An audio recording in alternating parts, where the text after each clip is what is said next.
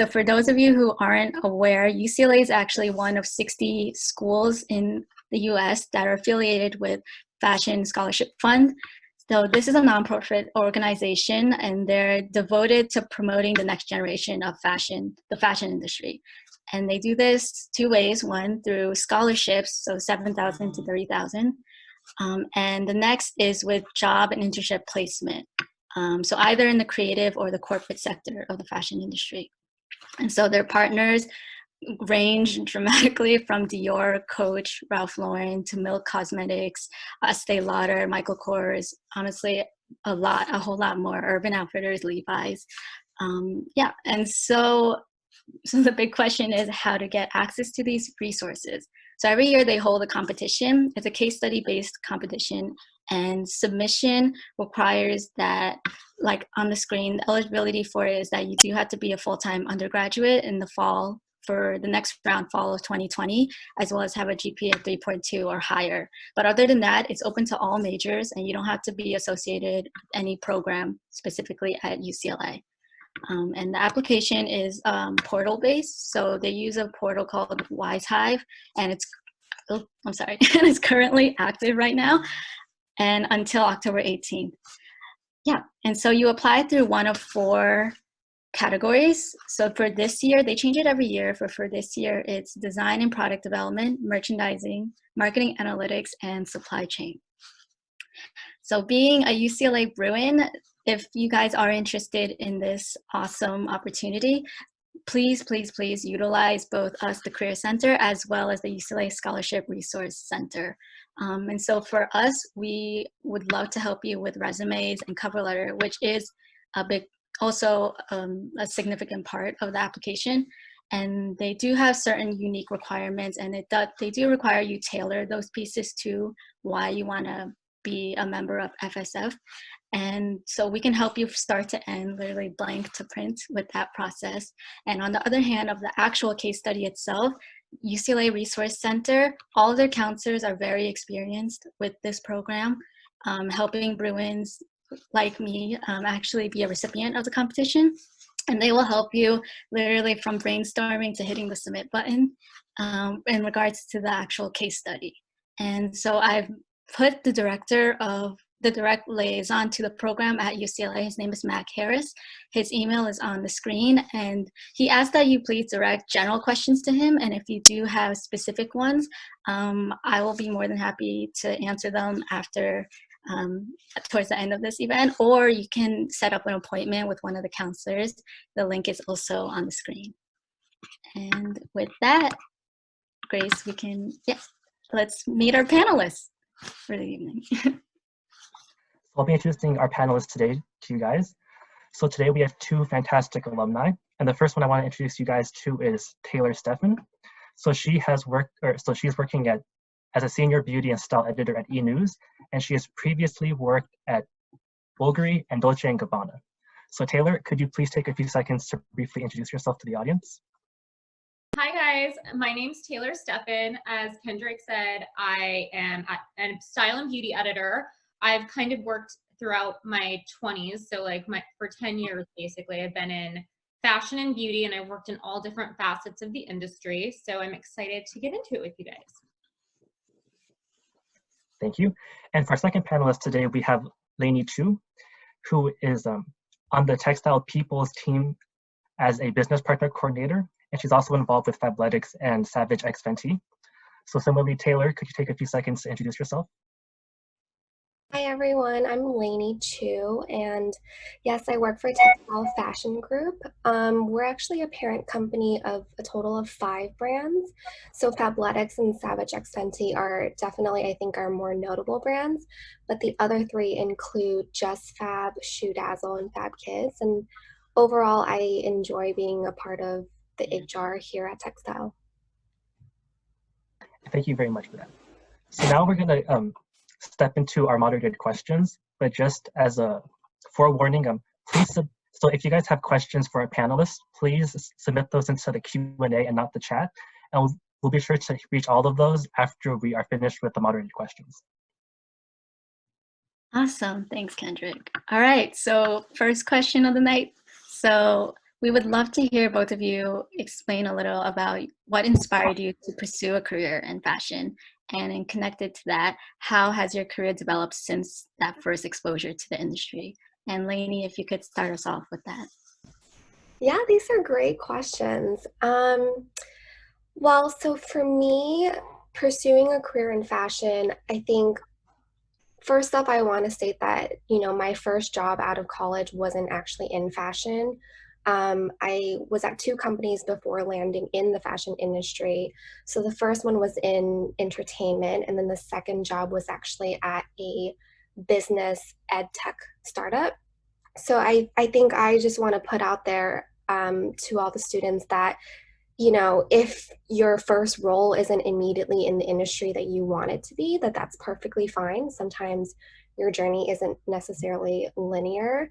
And I think for me, I enjoy, I think, fashion. That's a way I like to represent myself. And I think I really just took a look at my skill set, what areas I feel like I'm very good at, and then I kind of took those skills, I looked at what I was majoring in, and found a place for myself in fashion, which happens to be working in a people team to monitor the culture.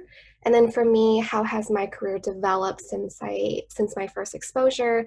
I'm just really lucky to be a part of a company that really prioritizes innovation, and I think that my company really rewards individuals being proactive, trying to grow. And I think, I'm actually approaching my 1 year mark since I've been at Textile. And I just think my career has developed fairly exponentially because I've had the proper guidance and I've had the right team to really promote my learning and my growth. Awesome, thank you, Lainey. And now Taylor, same questions. What inspired you and how has that developed since? Sure. So my experience is a little opposite than Lainey's. I sort of starting off with what inspired me, probably when I was younger, there was no social media, nothing like that. So one of my early influences was, you're gonna laugh, but it was Rachel and Friends, just being a buyer. And then one of my babysitters, actually, she was like 5 years older than me, went out to LA and started doing fashion, kept in touch with her. And it just seemed like a really glamorous opportunity, and completely honest, that is exactly what inspired me to go into it. It's a completely different experience when you're in it. So how has my career developed since my first exposure? Like I mentioned, that was my first exposure. When I would come up to LA and she would take me to like Saddle Ranch or, with all of her fashion friends, and it was super fun. But so since then, getting into my career, I interned with her at her PR company. And then I worked on Rodeo. I worked up and down Rodeo Drive at Dolce & Gabbana, Bulgari. I did some stuff at Dior. And that was all in the PR realm. So I kind of first thought I wanted to be in public relations. And there's a difference between in-house public relations and then agency public relations. If you're thinking about PR, I definitely recommend in-house PR. It's a lot nicer of a day-to-day experience.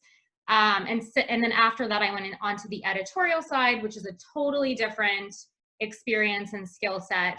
And that's where I'm at now. So thank you, Taylor. So thank you guys for both of your enlightening answers. And now we're going to take away with our second question. So we'll go back to Taylor this time. So what lessons did you take away from your early job experiences? So I think going in, I probably, like a lot of the students in this session, didn't know much about the fashion industry, didn't know what part of it I wanted to be in. You think you know what it's like based on like TV shows, Instagram, whatever it is that you have a lens on. The lessons I took away, I think the most important thing is to realize it's really not that glamorous. And I think too, like, leave your ego at the door. You're going in to learn, you're going in to help people. I would say 100% the connections that I've made in the industry are every single job I've gotten since interning has been because of those, and because I came in early, stayed late, helped them on things that not everyone would help them on, kind of just asking myself, what can I do to make this person's life easier? Those are really important things. I think if you're someone that doesn't want to roll up your sleeves and help, you're not going to succeed in this industry.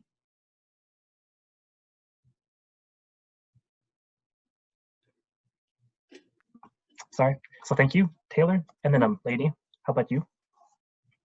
Yeah, I think I have similar thoughts as Taylor. I do think back to when I first graduated, and I just think generally post-grad is can be a very tumultuous experience.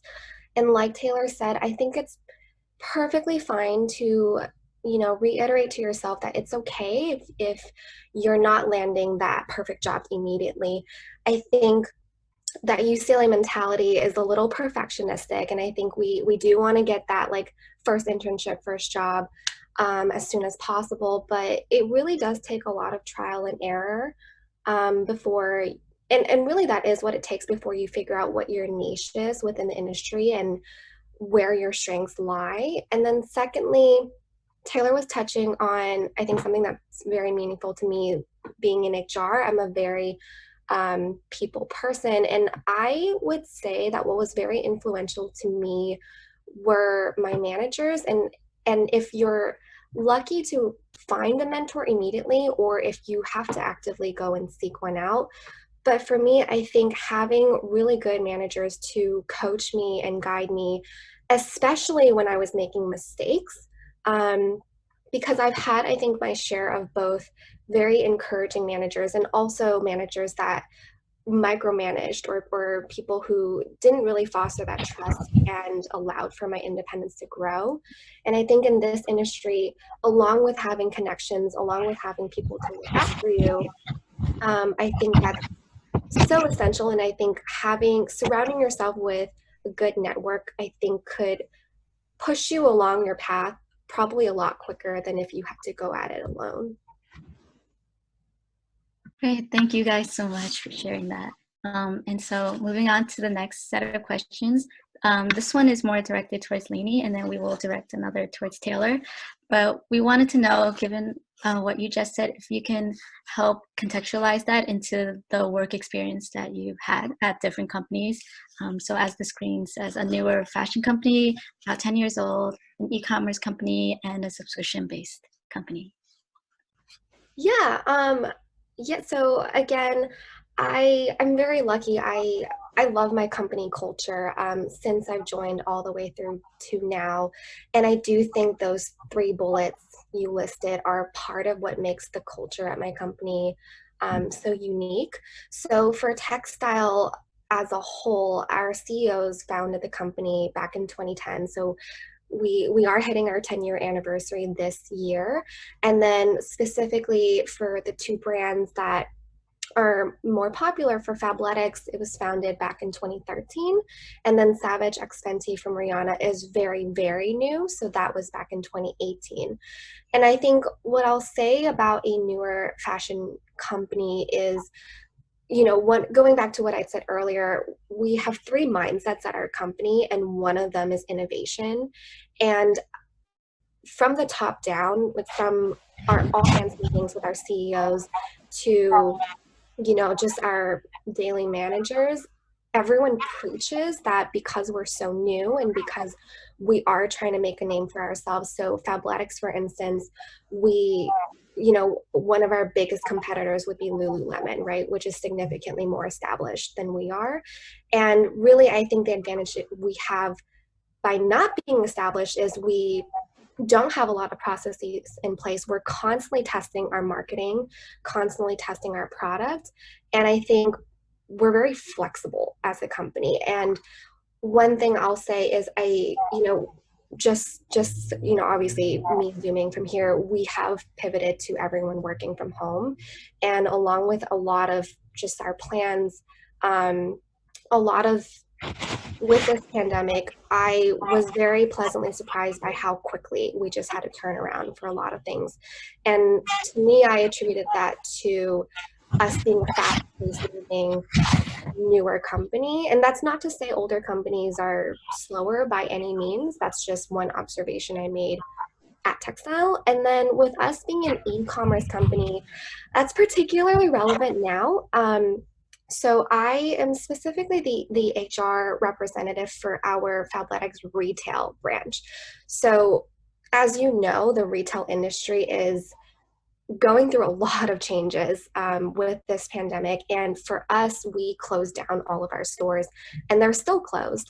But we're very, very fortunate to have continued paying every single one of our retail associates, which is incredible. And I'm really proud we're doing that. But I would say, you know, the trend is, and now it's just more relevant than ever, that a lot of fashion companies and brands, you know, need to pivot towards having a stronger online presence to survive. And I think we have been very lucky to just be doing well and doing okay because we're almost working backwards. We are an e-commerce company, and then we were branching out into brick and mortar locations. And then lastly, I think being a subscription-based company is one of my favorite parts of this company because we're very unique in, obviously any customer is able to shop at any of our stores online. And then for Fabletics, we have the retail locations, but we also have VIP membership. And what that means is if you sign up to become a VIP and subscribe to one of our brands, you get access to all sorts of special promotions, or you get earlier access to products.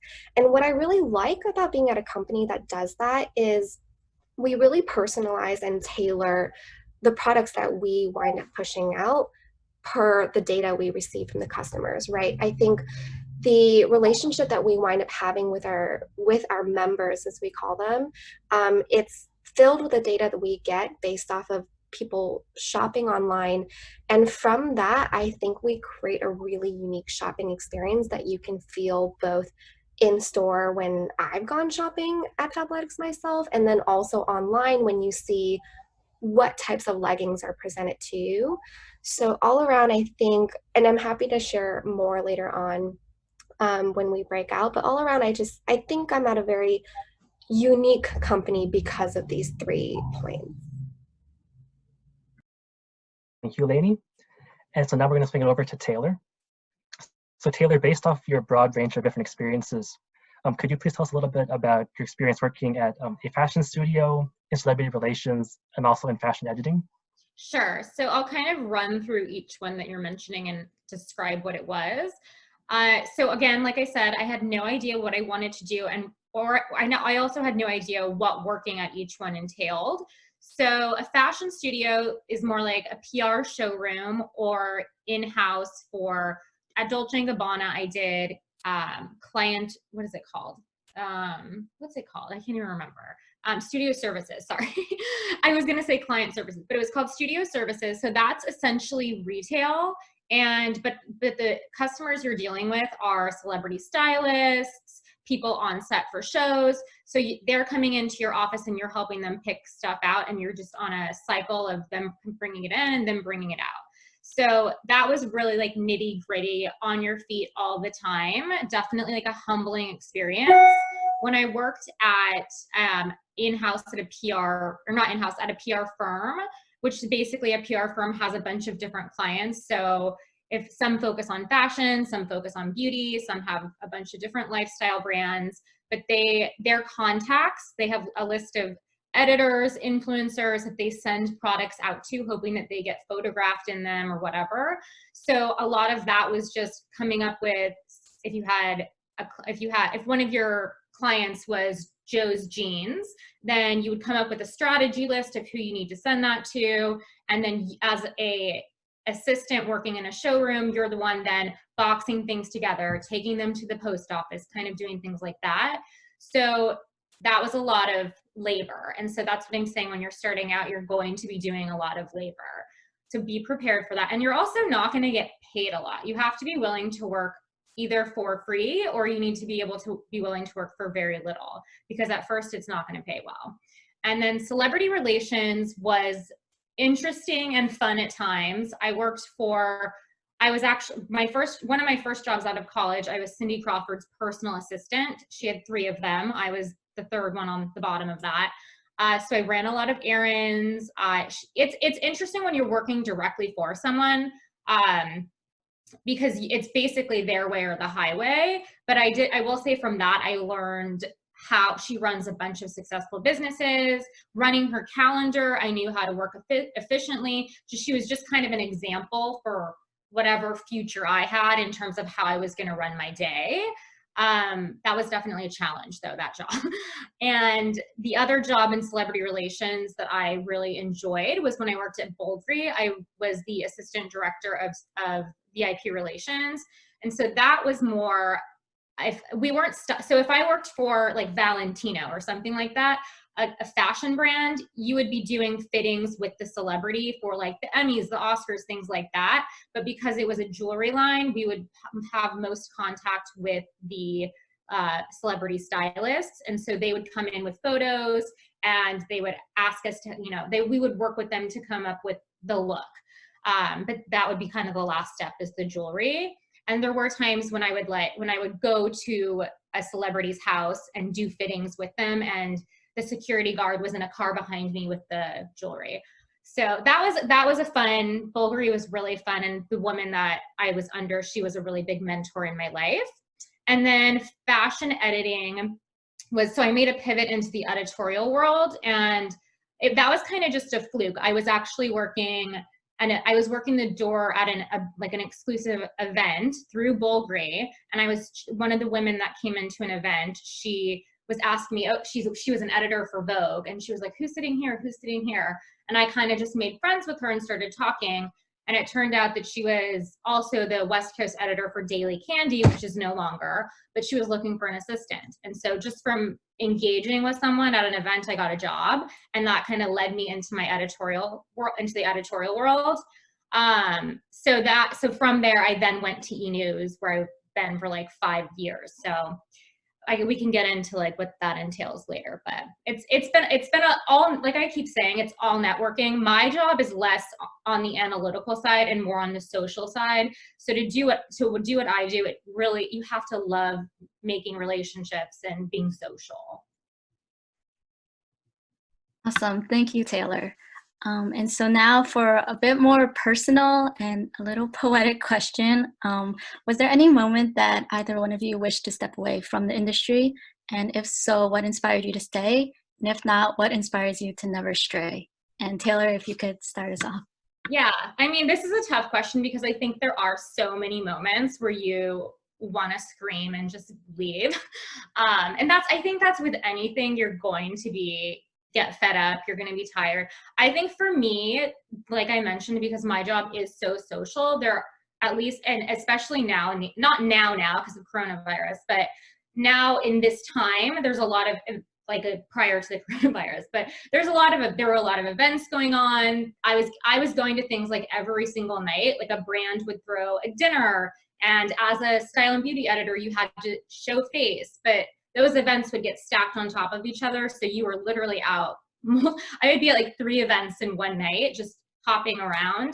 And it's not written in your job description to do those things, but it is a huge part of your job to, again, like the PR person that's inviting you to that event is then helping you do an exclusive article on their new product launch, which is good numbers for your company. So making those ties is really important, but you really can burn out super quickly. So I think being a little more discerning about which ones you go to, saying, you can always say no. I think it's better to say no up front than say yes and then say no.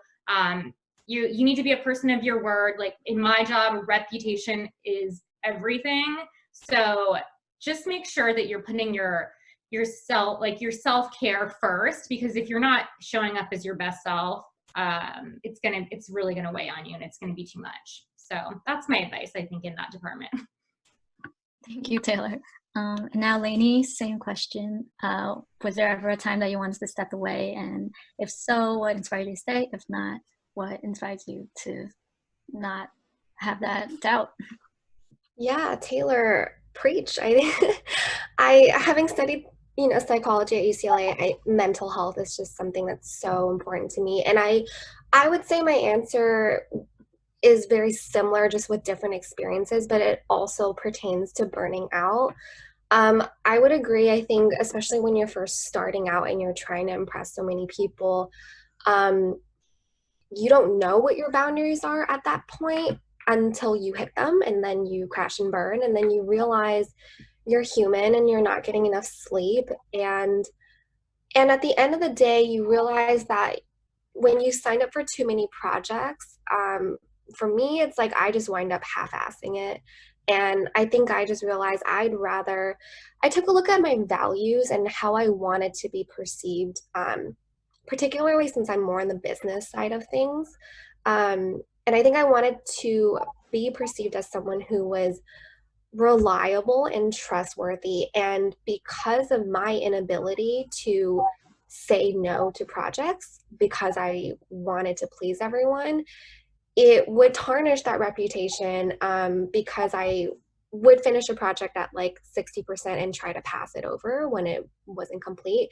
And then for me, especially because I represent other employees, right? And so not around this time, but maybe like August or so of last year, Fabletics has, as a brand is still doing really well. And my manager had sort of left the company. She left to join a different company, and her body of work fell onto mine. And there I was put in this position where I'm thinking, okay, this is a great opportunity for me to fill her shoes, to demonstrate my worth. But if you ever find yourself in those situations, yes, I do think push yourself, but also realize, for me, in my particular case, she had 10 years of experience beyond mine. So it would have been virtually impossible for me to exactly replace her because I did not have the skills needed. And I was driving myself to a burning out point, trying to fill those huge shoes. And so I think, very similar to Taylor, if you're working with the right people, they'll be more understanding. If you're not, then really you need to advocate for yourself, and you really need to draw your own lines. And so long as, I think, if you put it in a way that's reasonable, so if you're saying no to a project, you need to be careful how you're phrasing that, right? Like, if you phrase it as though, I can't take on this project because I have this project that I'm working on, but here's the deadline, and here's when I can achieve that, and here's when I am able to take on something new you're taking me. That's, I think, easier to swallow from who's listening to you than if you're sort of saying no without giving a reason at all. And then I do think, regardless of how old you are, like where you're working in the industry, from this point on, like I think you're always going to have moments. And really, I think for me, it's like what allows me to stay is, I think I try to look at each situation, and I do think about if it's really rocking me out of who I am as a whole, or do I believe it's situational. So for my case, it was that particular role with that particular manager having left, and I knew that times would change. I knew that I would get support. But if you feel like that's not the case, maybe that is a time for you to re-examine things. But really, it's a lot of self-talk, and it's a lot of self-monitoring. I also this is such an interesting topic for me, because I kind of want to say that in the beginning, when you're just starting out interning or whatever, these boundaries that we're talking about, you're not going to necessarily know what those are until you reach them. So I do want to say, like, when you are starting, be willing to put in that work and do that grunt work. And I mean, I don't want to say overbook yourself, but do try harder than you're normally trying, just to get those connections, to build those relationships, and then you'll run into these boundary problems, and then you can assess. But I don't think, for me at least, those didn't come into play until a little later in my career. Well, thank you very much, Taylor and Lainey, for your insights. And so now we're going to take a step back. So thinking back to when you guys were students at UCLA, what internships and extracurriculars were you involved in, or wish that you were involved in? And then to bounce off that, given the limited fashion resources on campus, how would you advise current students on the best way to prep for the industry while at UCLA? And then Taylor, you can go ahead and take us first. So when I was at UCLA, I was pretty much the only activity that I was involved in was sorority life. I was actually president of my sorority at UCLA. And I don't know if I won't say the sorority because I don't know if I'm allowed to, but we actually built, like the year that I was president, we were building it. It was a new chapter being built. So I learned a lot about marketing and how to build from the ground up. And so it was kind of a business aspect to it that I really enjoyed. And then every free moment I had, I was on Rodeo Drive doing internships with a lot of these people I've been talking about that then turned into jobs. I was working for free. I would, if someone knew someone that needed someone to do the door at an event, I was there, I was doing it. Anytime any of the girls that I knew needed help with anything, I would drop what I was doing and run and help. One time at Dior, she wanted me to help reorganize her entire closet in the store where she worked of sample bags. So I just did that for a few hours, things like that. When people need help, always say yes at this point because you're trying to build. And so, but I will say, like, all of those internships did not happen through UCLA. And to be completely transparent, the people that I interned for did not care that I was at UCLA. They only cared that I was there and willing to work. So I think UCLA obviously is amazing. We all agree on that. But it doesn't necessarily carry weight unless someone went to UCLA and they want to hire you because of that. But just think of them kind of as separate. That's what I did. I guess that's my advice on how to deal with it. There are limited resources, but it's like your personal brand that you're building from the ground up. And so you really have to be your own advocate, and you have to have that mentality that, like, everything you're doing is getting you one step closer in your career. Thank you very much, Taylor. And then now for Lainey. So same questions. Yeah, when I was at UCLA, I wasn't directly involved in anything fashion related. One club, and I assume it's still there, but one of my very close friends was a part of FAST. So I think if that club is still there, I would recommend doing that one. But let's see, when I was at UCLA, I was a little all over the place. I was a part of hooligan theater, and I did a little bit of costume designing when I was there. And then I was a part of a lot of writing related orgs. So I blogged for the Daily Bruin. And I also was a blogging editor for the paper Mixtape. And, for me, I think that being a part of those orgs, even though, and I sort of saw in the Q&A, somebody asked me about, like, if you're an English major, right? So for me, I would just say, going back to my career path, I think has not been as linear. And I think there's just two different types. I think you can enter in and have a very straightforward path, and then sometimes you just zigzag a whole lot. So for my experiences at UCLA, I think, when I was sitting down and writing my resume and going in interviews, you have to look at your interests and just pull common themes. And so for me, what I wound up saying to advocate for myself was that I was a very strong communicator, which leads to strong interpersonal skills. I'm a great listener. I can help people work through their problems. I think very strategically, whether it is I'm editing somebody's piece and linking it to another person's that they're collaborating on. Whatever the case is, you really have to pull the patterns of your skills and then present that in a digestible way when you are interviewing for a job or sending in that resume.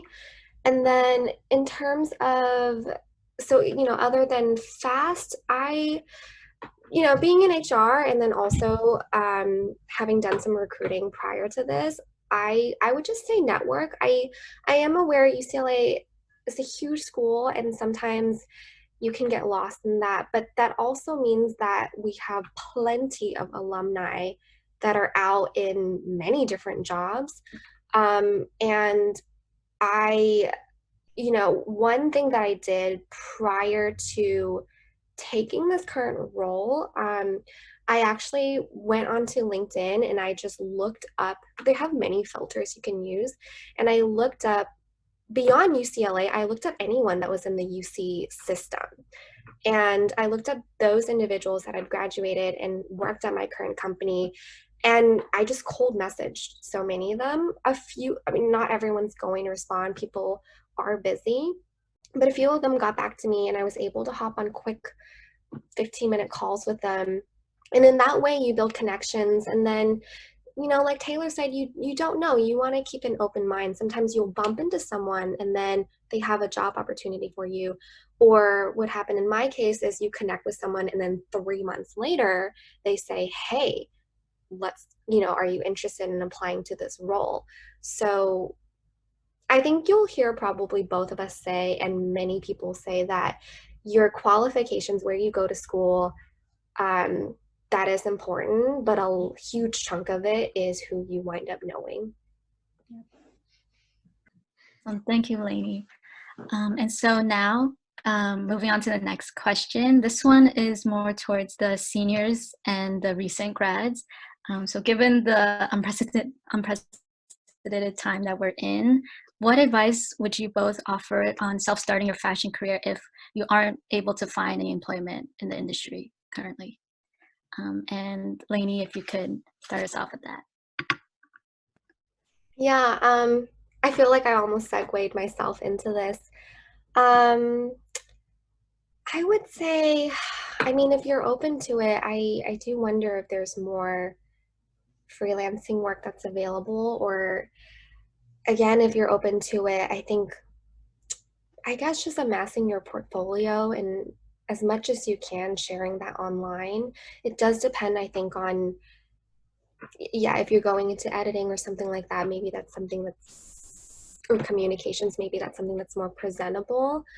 I think if there's any chance you can, if you can't find something immediately, build up your portfolio, work on your LinkedIn, and just blast that. Because like I said, for me, sometimes the company doesn't have that spot available yet, but if you make it into their system, if your resume catches their eye, and I'll share that right now, you know, our recruiting team, we're on a hiring pause, but it's not like our recruiters aren't doing anything. They are hopping on LinkedIn and they're building their pipeline, because eventually this will pass, right? Like, this pandemic is not going to last forever.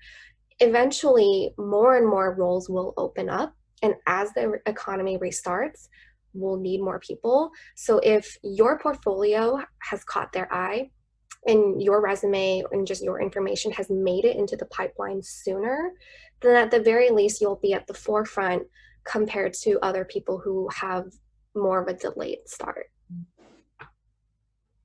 Thank you, Lainey. Now, Taylor, so same question. Yeah, I completely agree with what Lainey was saying. I think that building your portfolio, having those things ready to go is really important. Like, I have a website. Like, if you're more on the creative side, I would definitely say have a website together. Really take this time that we have to work on your personal brand, as they say. And I know that sounds silly sometimes, but whether you're on the totally creative side or you're not, people are going to pay attention to that. So if Instagram is your thing, if you want to start a blog, if you want to start a YouTube, I think having those things really does matter. It's like, I think at one point in my career, I was like, Instagram is so silly. I'm not going to do this. But you know what? Whatever that next opportunity it is, they're going to look at that, and that is going to carry some weight. And I'm not just talking about Instagram, but whatever it is, whatever your digital, online presence is, that's really important. And you can make it fun. And I think this time, while we're all home, is a really good time to work on those things. I also consult and do freelancing stuff, and right now is a really tough time in that world just because of everything that's going on. I don't know if you guys know about the AB5 law that went through the beginning of January, where a lot of outlets and things like that are consolidating. They're only allowed to have have their editors do a certain number of articles per year. So there's a lot of things changing in this digital editorial world that are making it more difficult for you to make money. So I think just being creative and maybe not focusing on the financial side of it right now, maybe getting ahead so that when jobs do open up, you have all those things ready to go. I also want to add, so, if finances are something that's pressing, again, just to be open-minded. If your goal is to work in the fashion industry, know that it's okay if your first job isn't quite in it, right? If you need money right now, if it's okay. Like, if it takes finding a job that's outside of this industry, as long as, again, you make sure whatever you're working on, you can pivot that and sell yourself in the interview, there are a lot of transferable skills, right? And so, again, I was in entertainment and then I was at a startup right before this, but I still made it into the fashion industry, and people crisscross and jump in and out all the time. So if that is something that is pressing, don't feel limited to only looking for jobs in this industry. And I also think on that note as well, since there are a lot of part-time project-based opportunities, definitely take those. And then if you need to do a job, like a part-time job or something that has nothing to do with it, that doesn't need to go on your resume. You can say, hey, you can beef up your resume and say that you worked for that company and leave out the part about the part-time job. So it's more about the experience that you're getting and that you can speak to that. So don't be afraid to like put your toe in a lot of different things, and do something part-time that has absolutely nothing, if you need to make ends meet. It's all how you paint the story. Thank you guys both so much for your answers, and it's something that we actually talk a lot about in the Career Center as well, the transferable skills part. So Lainey, to build off of your HR experiences, could you tell us what you look for in an applicant or an application, and then how can UCLA students themselves distinguish themselves in the process? Yeah, the $1 million question. So when I was working in recruiting, I think one thing to know is recruiters get a lot of resumes, and really, because of the sheer volume, we're looking at resumes fairly quickly on the first intake. I mean, eventually, I think once you make it past that first round, we do take a hard look at that resume and then invite you in for an interview and really flesh through a lot of those topics. But I would say, as much as you can, a lot of the skills I'm sure the Career Center, is teaching. Make sure you do cater your resume. I think that it's fine to have sort of stock resumes that with similar skills you can apply to multiple jobs for. But one tip is sort of copying the buzzwords of a job description and kind of just putting that in. Some systems will, I forget the term that's used, but they sort of just look for those buzzwords, and your application kind of just boosts in and gets moved up to the top if you say, like, I'm also responsible for X, Y, and Z or whatever. Like, don't lie, but I think if you have your own verb, but the job description has one, feel free to use that one. And then I think in terms of the application cycle itself, I would just say, oftentimes, a lot of the candidates that we bring in on the first pass, really it's just because they applied first. They might not necessarily be the best candidates, but we're on a pressure too. Like, when we have an opening, the longer we have that position, that role open, the more we're losing money, right? We need someone to come in and do that job. So, I would frequently monitor the job boards, and don't feel like you have to spend forever nitpicking every single detail. Send it in, get your name in, and then hope that you get your foot in the door, and then really sell yourself during the interview, and you can clarify, I guess, anything. And this goes back to constantly updating. Like, even for me, I'm very happy where I'm at, but I'll take a look at my resume now and then, and any new projects that I just worked on, any big wins that I can say, I go ahead and write a bullet on my resume, because you never know. You just want to have your resume and your information ready to go. In terms of the interviewing process, especially when you're earlier on in your career, I do totally understand that there's not as much, not flexibility, but I think you'll feel as though they're doing the choosing and you have much more limited opportunities. Um, and I think that's fine. Like, again, sometimes you just do need to take that first job. And especially now, like, just getting that job is so important. But I think always just remember in the back of your head that it's a two-way street and you are interviewing them as well. And I think one of the best ways to show that is to come to the interview asking questions. I think we have so many candidates that we're grilling and we're asking questions, and then we really want to hear why it is you want to work for us, right? Instead of another company. So when you have candidates that just sit there and don't really say anything, we simply don't get to know you as much. And it's an investment for us because it's money to train someone and onboard them. And we've had people who join the company and then leave very immediately. And that is a pain point for us.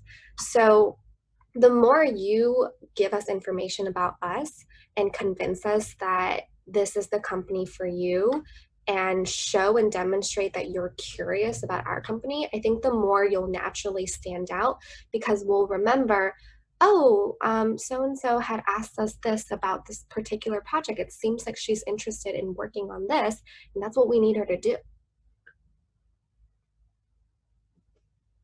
Awesome. Thank you so much, Lainey, for that insight. And now, just to segue to Taylor, we were wondering if you could speak about, on the opposite side of that, what the process was like as an applicant, and also currently, what do you look for in a coworker? Sure. So the application process was different obviously for every job that I've done. I will say, because this is a competitive industry and because every job you're applying for, there's a million other people applying for it. It is good to get your foot in the door by knowing someone, which is why it's so helpful to, when someone needs their closet organized, you can say, hey, I'm happy to help you. And then they help you get your foot in the door for an interview. So things that seem silly, you should always say yes, because right now being helpful is the #1 thing you can do. I will say, I'm trying to think, when I got my job at E-News, I wound up I keep a list of all of my contacts I meet in like an Excel document, and that's like my Bible. And I try my best to keep in touch with everyone, check in with people, not like all the time, but just keep in touch with people that you've met over your career. So when I'm looking for a job, like when I was looking for a job at E-News about 5 years ago, I blasted out to my contacts, hey guys, I'm looking for a job, just kind of casually. And a few people came back, and someone wound up knowing that they were starting a new style division at E and put me in touch with the editor in charge. And she kind of took a chance on me and trained me and was one of my mentors. So I think keeping contacts warm, and I think asking too, it's really important to, if you want to do something or take a meeting with someone, then always ask, because like Lainey was saying, like, the worst thing you're going to get is no response. If someone responds, they're probably going to say yes. So just be on the lookout for people that want to help first off. And then potentially, what do I look for in a coworker? What I prefer in a coworker. So I think when you're in PR, you're working solo a lot. In the editorial world, it's all about the team mentality. I am running an editorial calendar. I'm working with a photographer. I'm working with a creative director. If I'm on a branded campaign where like a brand like Tresemme is paying us to create content for them, I'm working with the brand. I'm working with a budget. And so I think the difference in editorial is the finished product has your name on it. So there's a lot of moving parts, and you're the one that needs to keep everything organized, and you're responsible for that final vision. And so it's a little more stressful. I think working with people that have different skill sets than yours and aren't competitive, they understand that it's the team, it's the team that makes, teamwork makes the dream work. That's super important when you're working on a team. I think, like I said, leave the ego at the door. You're going to run into people where they honestly are competitive and they're not nice people, and that's just part of every career and working opportunity. But when you do have a strong team, that is honestly when the best work happens. So thank you very much, Taylor. And so now we're going to, I think we've touched on this before, but now we're gonna like kind of solidify it. So like in your opinion, what skills are most important for success in the industry? And we'll go ahead and start with Taylor for this question. Yeah, I think we have touched on it a lot, but I think being humble, I think too in today's world, a lot of the younger generation, and not to sound, but is a lot, and it's more entrepreneurial now, because we do have all of these platforms that you can start your own brand, you can start your own company, you can do what you want. I think a lot of times we'll see interns or whatever come in the door and they think they know everything, or they just have a really strong opinion about something, which is fine. You should have your own voice, but just remember that you're walking into another company to learn about their process, their flow. You don't have to agree with everything, but respect the company and the people that you're working for, because everyone has something to teach you. So I think that's really important. And again, it is a roll your sleeves up type of industry. So if you're not willing to do that, then this is not the industry for you. Thank you very much. And then same thing for you, Lainey. In your opinion, what skills are most important for success? You know, I would say resilience. I would say especially when you're earlier on in your career, when you make a mistake on something, or your manager just, chews you out for something, I think it can feel like it's the end of the world. But then the more you keep working, the more you just realize once you get over that hurdle, there's just going to be another bigger one, and that you need to believe in yourself that you'll bounce back from it.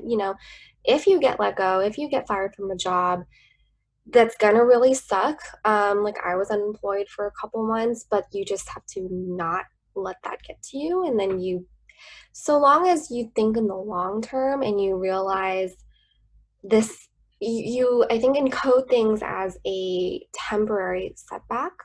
I think that will propel you forward, versus if you convince yourself that it is the end of the world and your anxiety takes over, and that I think can really paralyze you.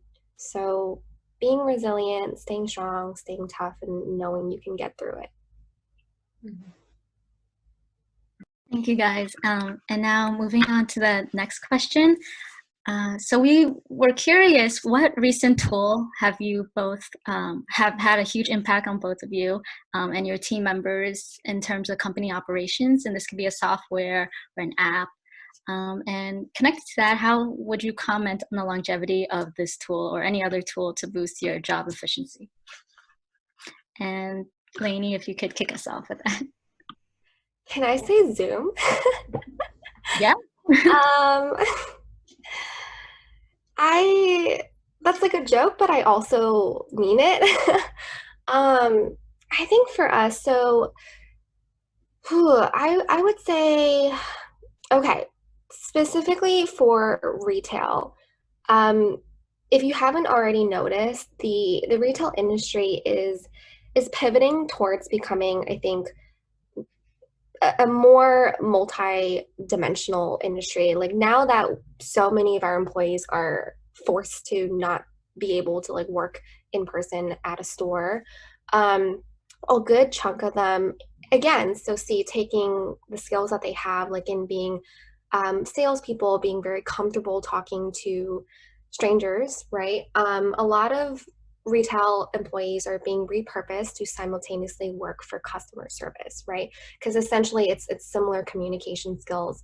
And we're also a lot of those are through calls, but I think to not lose touch of this, just the personal face-to-face. I think there's a lot of talks of eventually getting to a point, and I believe some companies might already be doing this, but getting to a point where retail employees could do video calls to help with personal shopping. We're being very futuristic here, but and I think there's a lot of experimentation right now, and I'm sure it's possible, like having seen so many dystopian shows, but thinking about how to have people virtually try on clothes versus having to go in person. And so I would bank on not necessarily Zoom as a tool, but I think I would just bank on how interesting it would be if we were to start pivoting towards things like artificial intelligence, things where people can sit at home but be able to have this experience as though they're able to go into a store and try things on. I can't predict how things will go, but I think that's my bet on where technology is going to pivot towards. Thank you, Lainey. And now Taylor, same question. Yeah, I think so. On the editorial side, I've been in this industry for a while and it has changed a lot. I think we first saw a lot of more like long form expert interviews, celebrity interviews, really more like magazine style. And I think this is considered a tool, but like affiliate linking so a lot of our content has switched over to like shorter, like 10 boho dresses under $100 or things that people can consume really quickly. And so a lot of outlets are now partnering with affiliate marketing companies to link out and then get a percentage of the commission. So everyone's trying to make money, but it's definitely changed the way we write, the amount in which we write. We're doing like 2 to 3 articles a day instead of maybe like 3 really well written, thought out a week or something like that. So I think it's just keeping up with the attention span of people, and there is a lot more strategy behind selecting like products that, like the boho dresses article I'm talking about, we used to, from a pure editorial perspective, select what we liked based on what was out there, and now it's all about which retailers have the highest percentage return rate, which dresses are being clicked on. So there's a lot more strategy behind it now and I think editors are having a tough time adjusting to that. So I think that's a tool I can mention. And I think anything where you're making money, where everyone's figuring out how they can make money in this world right now, I think those are the types of tools that are going to last. Awesome. So thank you very much, Taylor and Lainey. And now we're going to move on to our final moderated question for the day.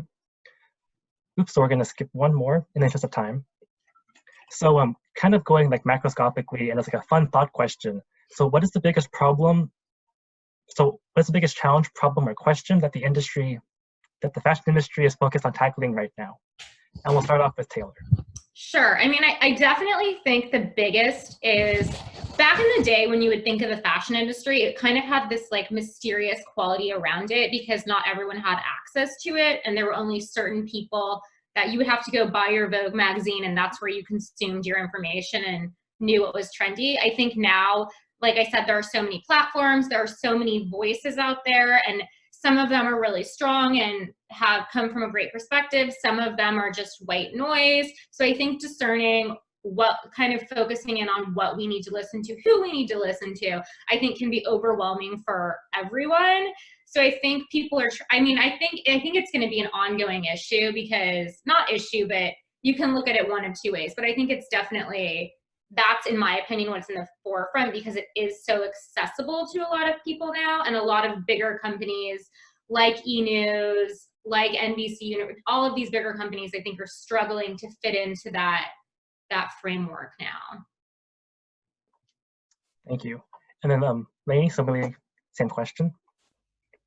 Yeah, Taylor, that's a really good point that I didn't think about, but very true. I think I'll narrow it down a little and speak on behalf of retail. And I think for all the fashion brands that have a brick and mortar stronghold, I think that given what's going on right now, it's a lot of retailers are just so uncertain what's going to happen.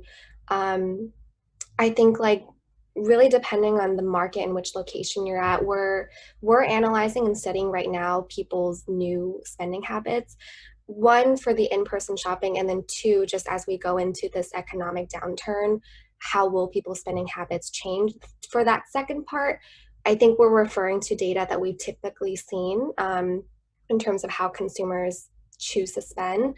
But for the first question, it's so new because we've never gone through, a situation like this before. And we're seeing some videos of people going into like TJ Maxx's and they're just storming the whole store because they're antsy and they've been staying at home all day and they're not wearing face masks. And you have that happening on one end of the spectrum. And I think, what is the retailer's responsibility in that case? Like, it is that dilemma of, trying to save your business, but also public health. And then you have a lot of malls that are opening where there's nobody. So the stores are open and you have employees that are there and they're being paid, but then the business is not actually making any income. So I think from an economic perspective, that's very pressing for retail right now.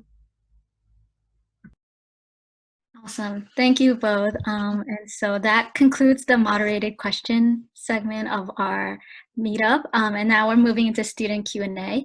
And just to be aware of time, we are going to end the Q&A at 4:30. So, and we are only going to address the top few ones that have been voted up. But again, if you do want to ask your question, or you can always network after and ask it directly to Taylor and Lainey. All right, so the first question is, if we're unable to get a summer internship, what are some things to do in the meantime? And Taylor, if you could kick us off. I think, yeah, that goes, I think what Lainey was saying too, like reaching out to people on LinkedIn. If you don't know anyone personally, find people that you want to know and reach out to them and say, hi, just introducing myself. Do you have any projects during this time that I can help you with? Let them know you're willing to help them for free, create those relationships. And then those things that you do for those people then can go on your resume. So even if you just worked on one project with them, now you have that and you can say that. And then when you're back into the workforce, your resume looks really impressive. So I think use this time to reach out to your mom's friend's son that works in the industry, or, I think we all, if we thought about it enough, probably know someone that does what we want to do. So take that time to get creative about that. Awesome. Thank you, Taylor. And now Lainey, same question. Yeah, I think we've touched on this question. I'm trying to think if I have anything else to add. I think I've mentioned LinkedIn a lot, like that's a platform I'm constantly on, but increasingly, I do think Instagram. I'm not sure about TikTok. I have not downloaded TikTok. But I would say, like, to be open-minded about what platforms you're even using to network with people, because you never know. Yep. Thank you. So the next question is related to those in the audience who aren't majored in anything related to the fashion industry. How would you advise on how they approach networking and reaching out to people? And Lainey, if you could start us off on that. Yeah. Okay. Well, in terms of how I personally network, and I think I would say even this is trial and error, that you might have to find your personal style. For me, what's worked for me is being very authentic, but also being straightforward. I think networking can sometimes have a slimy feeling to it. And I think that occurs really when people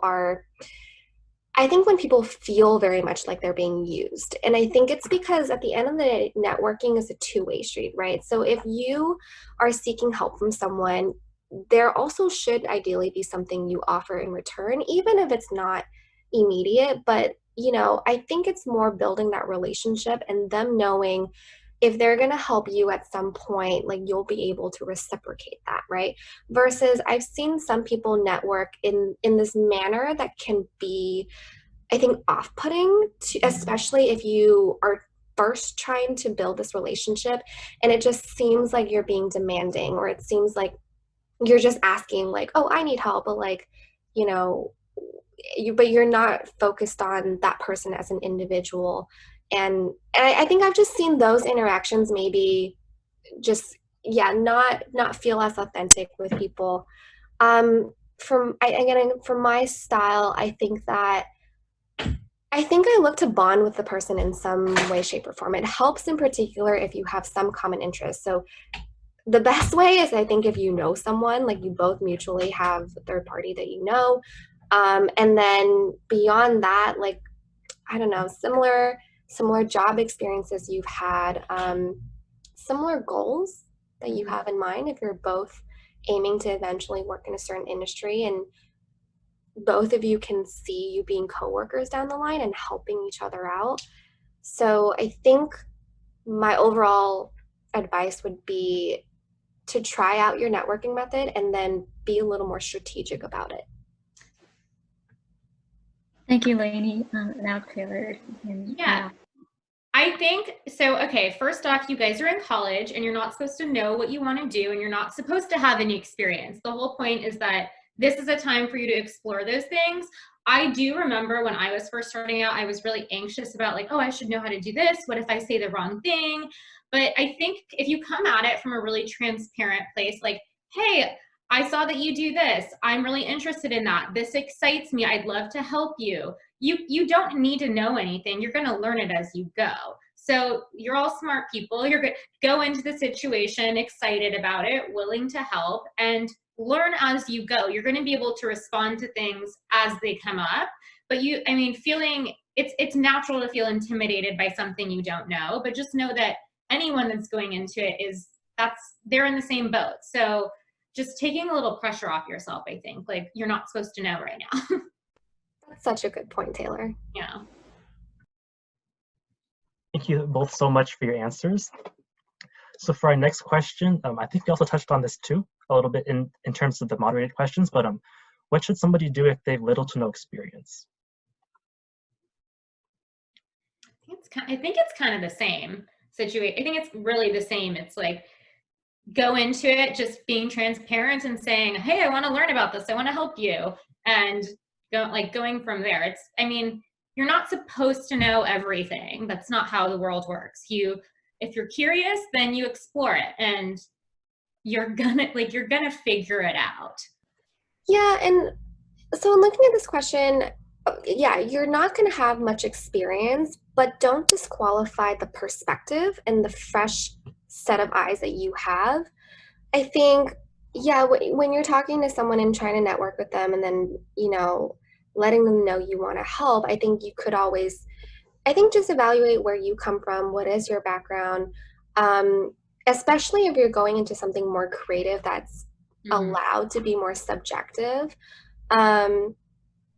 Don't, I think, undervalue just the unique perspective you have as, I don't know, someone that is, young and coming fresh into the workforce, and maybe you're very tech savvy. Maybe you're all about TikTok. You know what's going on, because I don't know what's going on with that social media platform.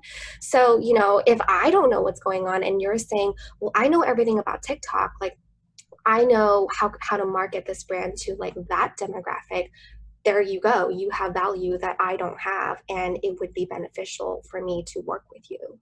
I think that's a great point too. So thank you both so much for your answers. And so now we're going to get into a little bit more a detailed question. So could you both describe what a typical day of work looks like for each of you guys? And we'll go ahead and start with Lainey. My day is very all over the place. It really does depend, but I would say I have more of a desk job. So typically I am in office, and that's one of the reasons why I'm fortunate and able to just pivot and work from home. I'm not very often, hands-on and in the field. I think that to mix up my day a little, because I'm in HR, there are also a lot of meetings I'm in, whether it is collaborating with my teammates and rolling out, I think, programs we can do to better train or coach our employees. Or sometimes I, will be a part of employee relations cases, just to understand like what's going on out in the field. So it's a little bit of a mix for me. And then I think in terms of the breakdown of what kind of work I do, when I think This is very, very broad of a generalization, but I find that I think when you're earlier on in your career, you tend to be down in the weeds more and you're working on much more tactically oriented things. As you move up the ladder, you find yourself working on like larger and larger projects. You're starting to, I think, like oversee from more of a bigger picture perspective. And I think you're a lot more strategic. So for me right now, I'm very much, I think a lot of my work is like fire drills left and right. Thank you so much. And then so Taylor, same question for you. Yeah, so a lot of same for me. My job is all over the place every single day. I would say get into the office, check to make sure that all of the stories that were pre-published the next for that morning have gone up, that they look the way they need to look, make any edits. Then go over there might be some breaking stories that you need to cover ASAP and get up ASAP, and you work with your team on that. Then I would take a look at the editorial calendar, see what we have coming up, see if I need to change any stories around based on what's going on in the world and, things like that.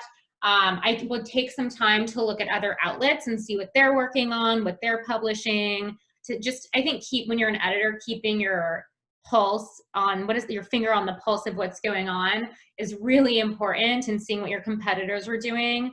And then I have a lot of meetings all the time. So if I'm working on an upcoming photo shoot for an article or a paid content type of thing, I'll meet with my creative editor or photographer, make sure we're all on the same page, do anything that we need to do for that. I'll be in bigger corporate meetings where we're talking about a site rebranding or adding a new feature to the site. And those kind of feel like, how they say, like, this could have been an email. Like there are a lot of those meetings. And then I'm writing a few hours of the day, back at my desk, finish answering emails constantly. You're working with internal people, and you're also working with PR people that are sending you a million pitches, and then you're asking, oh, I can include that product in here. Can you send me this tab so I can try this for this? So there's a lot of balls in the air. And then usually and this is obviously pre-corona, usually there's a lot of events and things like that. So maybe there'll be a dinner, and it's a small circle of editors and people that you'll see. So it's just good networking. And then you go home, and then you do it all over again. Awesome. Thank you, guys. So the next question, which I think is a big one on everyone's mind in the industry, is how has sustainability impacted the fashion industry, and how do you think this will shape the future of the industry? And Taylor, if you could start us off. Did you say sustainability? Sustainability. Okay, well, I'm trying to think.